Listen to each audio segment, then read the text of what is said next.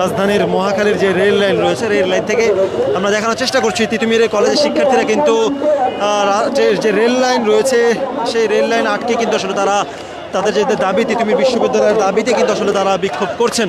আমরা দেখানোর চেষ্টা করছি স্লোগানে কিন্তু আসলে মুখরিত করে রেখেছে।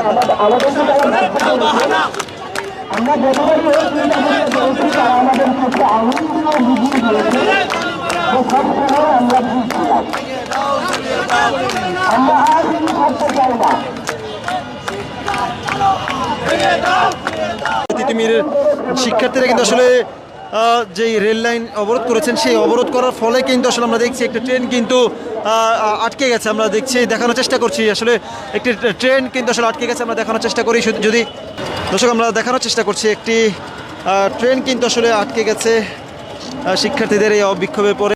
শিক্ষার্থীদের যে দাবি, সেই দাবি কিন্তু আসলে ষষ্ঠ দিন, এবং এই দিনেও কিন্তু আসলে আমরা জানিয়ে রাখতে চাই বুধবার বিকাল থেকে বেশ কয়েকজন শিক্ষার্থী অনশনে বসেছিলেন, এবং অনশনে বসার পরেই কিন্তু আমরা দেখেছি বৃহস্পতিবার থেকে অনেক শিক্ষার্থী তারা অসুস্থ হয়েছেন, আবার ফিরেছেন মেডিকেল থেকে, আবার অনেকে দেখেছি মেডিকেলে ভর্তি আছেন।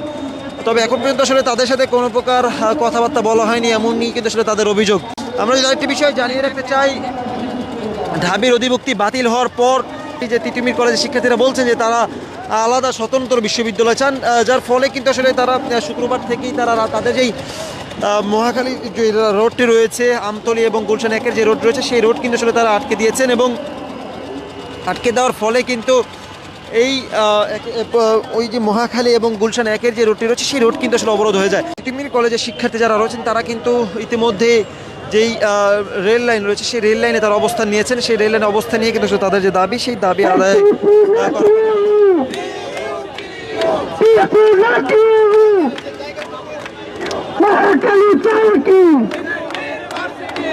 দেখানোর চেষ্টা করি আসলে যে তিতুমির কলেজের শিক্ষার্থীরা রেল লাইন অবরোধ করেছেন, যার ফলে যান চলাচলও কিন্তু আসলে বন্ধ হয়ে গেছে, একেবারে রেল লাইনও আটকে গেছে। আমরা দেখছি এখানে কিন্তু আইন শৃঙ্খলা রক্ষাকারী বাহিনীর সতর্ক অবস্থানও রয়েছে। আমরা যেমনটি আসলে দেখানোর চেষ্টা করি যে আইন শৃঙ্খলা রক্ষাকারী বাহিনীর সতর্ক অবস্থান আমরা দেখানোর চেষ্টা করছি।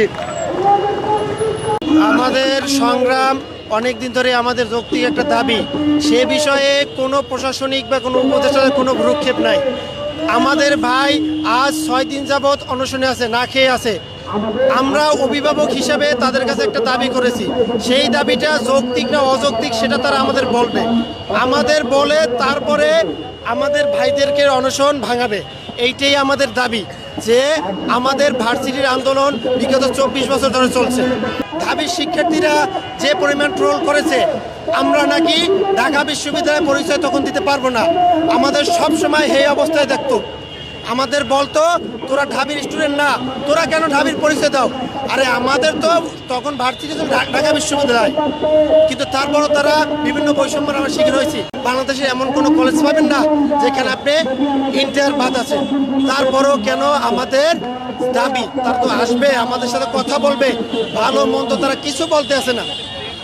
ঠিক আছে, আমরা দেখছি এখানে কিন্তু পুলিশের পাশাপাশি বিজিবিও কিন্তু আসলে এসেছে, তারা বিজিবিও কিন্তু আসলে এখানে এসেছে। আমরা দেখানোর চেষ্টা করি এখানে আমাদের আশ্বাস মতো কিন্তু আমরা গত প্রায় 2 মাসের মতো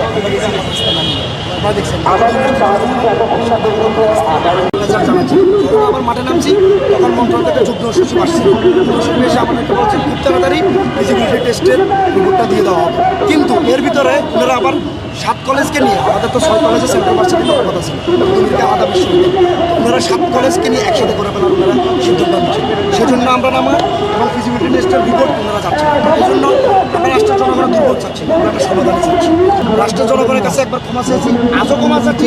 কিছুটা রাষ্ট্র সংস্কারে, একটা শিক্ষা সংস্কারে কিছুটা দুর্ভোগ হয়, সেজন্য আমরা ক্ষমা পাই। কিন্তু এর মানে এই না, আমরা স্পষ্ট রাষ্ট্রের কাছে জানাচ্ছি, আমাদেরকে যদি ওনারা এটার সমস্যার সমাধান করে, আমরা আজকে উঠি, আমাদের কোনো সমস্যা নেই। কারণ আমরা রাষ্ট্রের জনগণের দুর্ভোগ করার জন্য এখানে আমরা নামি, আমরা আমাদের দাবি আদায়ের জন্য নামছি। যদি ওনারা আমাদের দাবিগুলো মেনে নেন, আমরা উঠে চলে যাবো, আমাদের এখানে থাকি লাভ নেই। আর এই সরকারটা আমাদের এই জুলাই বিপ্লব তো বললাম তো, আমরা তো এই জায়গায় এখানকারই রেল ব্লকটা করছি 18 জুলাই, আমরা দেখছিলাম এখানে এই ব্লকটা করছিলাম, তখন আমরা এই সরকারটা আমাদের রক্তের উপর দাঁড়িয়ে আছে। সুতরাং আমরা আশা করবো সরকারও আমাদের